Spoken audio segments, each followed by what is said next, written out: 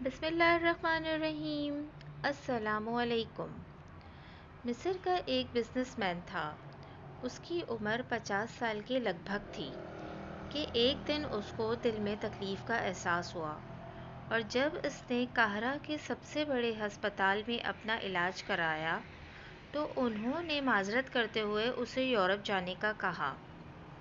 Europe میں تمام test مکمل کرانے کے بعد وہاں کے ڈاکٹروں نے اسے بتایا کہ تم صرف چند دن کے مہمان ہو، کیونکہ تمہارا دل کام کرنا چھوڑ رہا ہے۔ وہ شخص بائی پاس کروا کر مصر واپس آ گیا اور اپنی زندگی کے باقی دن گن گن کر گزارنے لگا۔ ایک دن وہ ایک دکان سے گوشت خرید رہا تھا تو اس کی نظر ایک عورت پر پڑی جو کسائی کے پھینکے ہوئے چربی کے ٹکڑوں کو اٹھا کر جمع کر رہی تھی۔ اس شخص نے عورت سے پوچھا، تم اسے کیوں جمع کر رہی ہو؟ عورت نے جواب دیا کہ گھر میں بچے گوشت کھانے کی ضد کر رہے تھے۔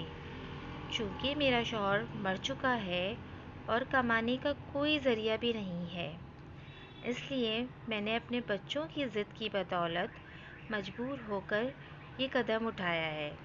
اس پھینکی ہوئی چربی کے ساتھ تھوڑا بہت گوشت بھی آ جاتا ہے جسے صاف کر کے پکا لوں گی۔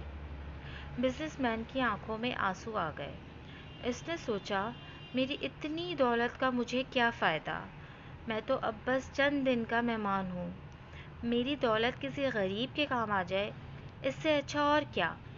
اس نے اسی وقت اس عورت کو کافی سارا گوشت خرید کر دیا اور کسائی سے کہا، اس عورت کو پہچان لو، یہ جب بھی آئے اور جتنا بھی گوشت مانگے اسے دے دینا اور پیسے مجھ سے لے لینا۔ اس واقعے کے بعد وہ شخص اپنے روزمرہ کے معمولات میں مصروف ہو گیا۔ کچھ دن اسے دل میں کسی تکلیف کا احساس نہ ہوا تو اس نے قاہرہ میں موجود لیبارٹری میں دوبارہ ٹیسٹ کرائے۔ ڈاکٹروں نے بتایا کہ رپورٹ کے مطابق آپ کے دل میں کوئی مسئلہ نہیں ہے، لیکن تسلی کے لیے آپ دوبارہ یورپ میں چیک اپ کروائیں۔ وہ شخص دوبارہ یورپ گیا اور وہاں ٹیسٹ کرائے۔ رپورٹس کے مطابق اس کے دل میں کوئی خرابی سرے سے تھی ہی نہیں۔ ڈاکٹر حیران رہ گئے اور اس سے پوچھا، آپ نے ایسا کیا کھایا کہ آپ کی بیماری جڑ سے ختم ہو گئی؟ بیوہ یاد آئی اور اس نے مسکرا کر کہا، علاج وہاں سے ہوا جس پر تم یقین نہیں رکھتے۔ بے شک میرے نبی صلی اللہ علیہ وسلم نے سچ کہا، صدقہ ہر برائی کو ٹالتا ہے۔